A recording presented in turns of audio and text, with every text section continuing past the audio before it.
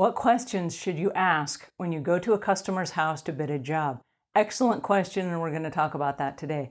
Hi there, I'm Angela Brown, and this is Ask a House Cleaner. This is a show where you get to ask a house cleaning question, and I get to help you find an answer. Now, today's show is brought to us by mycleaningconnection.com, which is a resource hub for new people that are starting out in the house cleaning business. You can find all sorts of amazing things on mycleaningconnection.com. So go check it out when you get a chance. All right, on to today's show, which is from a house cleaner who is new to the house cleaning business, and she has this question. Hi, how are you today? I was just wanting to ask a few questions. I just started out my own cleaning business, and I go for my first bid Wednesday. And I was wondering, what are some important questions to ask the customer, and what about the roundabout prices? All right, that's an excellent question. What questions do you ask when you're going to bid a job, and how much money should you charge? Okay, since you're starting out in the house cleaning business and you don't know what questions to ask, my guess is that you probably don't know all the things that you're looking for either. And therefore, it's going to be hard for you to judge how much time it's going to take for you to clean a house. Now, lots of people get in the house cleaning business and they've cleaned their own house. And so they think that it's going to take the same amount of time. But every house is different and every family lives a little bit differently. So how you clean at your house, it's going to take a whole lot longer at someone else's house because you don't know where all their stuff goes and you don't know the way that they live. And you don't know how things have been cared for, and there are a variety of other factors. So if you're just getting started in the house cleaning business, my suggestion is that instead of bidding by the job, you bid by the hour. Because if you go in and you bid the house, and it takes you twice as long as you bid for, now you haven't allocated enough money to help pay for you for your time to do that job.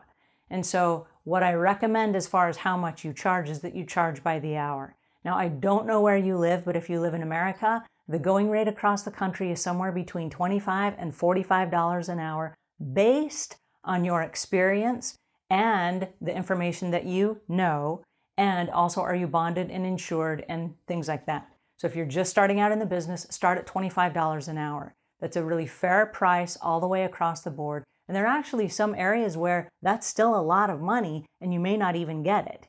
But that's a good starting point. All right, now, what are the questions you're going to ask when you go to bid a job? This is awesome. It is a series of things that you're going to refine over the course of your career. I've narrowed it down to about 63 questions that are not rapid fire questions, and I don't have a list that I just check off. But when you go into a customer's house, there are certain things you're going to train yourself to look for. And there are things like, when was the last time that you had a professional house cleaning? Because you want to know, was it 2 weeks ago or was it 8 years ago? Because if it was 8 years ago, there's going to be a lot of buildup on the shelves and the baseboards and the 6-panel doors and things like that that maybe you haven't thought of or taken into consideration yet. And so that is a question that will kind of give you a feeling for how long it's been. Another question you might ask is, how many people live in this house? Are you cleaning a house for one business professional or maybe 2 people that live in a house? Or are you cleaning a house with a family of 7 people and 3 dogs? And so that's the next question. How many pets live in this house? Because what you might find is that there's a fish tank and there's a turtle and you got a bird and a guinea pig and 2 dogs. Okay, that's a lot of stuff that you're going to have to clean around and clean up after. And the dogs track stuff in, so now you have to consider that there will be dog paw prints and stuff like that. All right, a couple of other questions that you might ask. What are the rooms that you use the most in your house? Now, it's easy to assume that all of the bathrooms are used on a regular basis, that the kitchen is used on a regular basis, and that the bedrooms are used on a regular basis.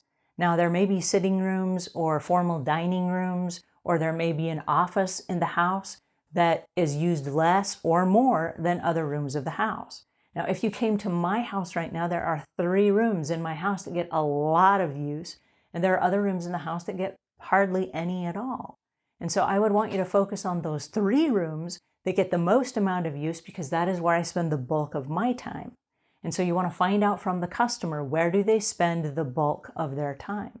And then you want to find out, what are they paying you for?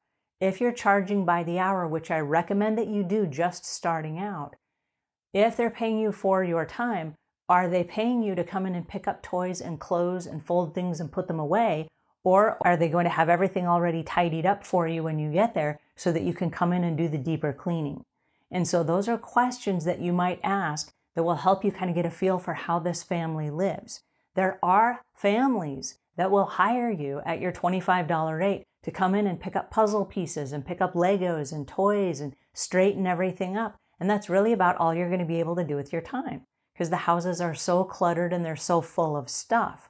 And they're happy to do that because they're not going to do it themselves. But you need to know that's what you're getting paid for.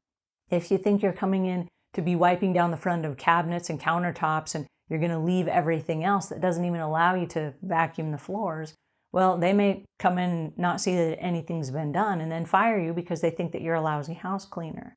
So there's got to be a common ground that you guys meet on, and you decide that this is what you will be paid to do while you're at their house. Now, the good thing is, as a solo house cleaner, you have the ability to upsell. And so if you see extra things that need to be done that are not going to fit into your time schedule, you can say, hey, I would love to schedule this in at a later cleaning, but what I think that we should do is, and then you can give them a recommendation. Now, on your first few walkthroughs, you're probably not going to give any recommendations because the goal is to get a customer and to get in the door and to get some experience under your belt so that you know how long it's going to take you to clean a house. Because in the very beginning, you really don't know, right? You don't know how they live and you don't know how long it's going to take. So my recommendation is that you never book more than 3 or 4 hour slots to begin with. Because if a house is going to take you 10 or 12 hours, you do not want to go in on one day and clean for 10 or 12 hours. Now, while it sounds like a lot of money and it sounds like it would be an exciting job, you're going to burn out the customer and you're going to burn out yourself. That is a long cleaning session. And even in my business, if we had 8-hour days, we would break them into 2 separate days. Even if we worked 8-hour days, we would stop after 4 hours and go to another customer's house for 4 hours. It breaks things up. It changes the pace. It changes the view. It changes everything around you. Because what happens when we get into a customer's house for 8 or 10 hours, we start getting comfortable and we start getting tired. Our production value decreases, it diminishes. And as it diminishes, we get bored and tired and our blood sugar levels dip a little bit and we become somewhat sloppy. And so we need that jolt of going to a new place and grabbing some food in between and kind of starting over again so that we can be our best self at every single customer's house. So if it's going to take a very long time, what you might recommend is 3 or 4 cleanings before you get their house up to your standard of excellence. And customers just hiring you for the first time that haven't had a house cleaner in a long time will completely understand that. So my suggestion is get started, but in the show notes below, I will leave a link to the 63 questions that I like to ask a customer on a job, just so that we are all playing off the same page, because those questions will encourage conversations that allow you to walk through your rules and regulations. And by the end of the conversation, you will know what the customer expects, and they will know what you expect of them, and you will have some form of an agreement for you to begin your work.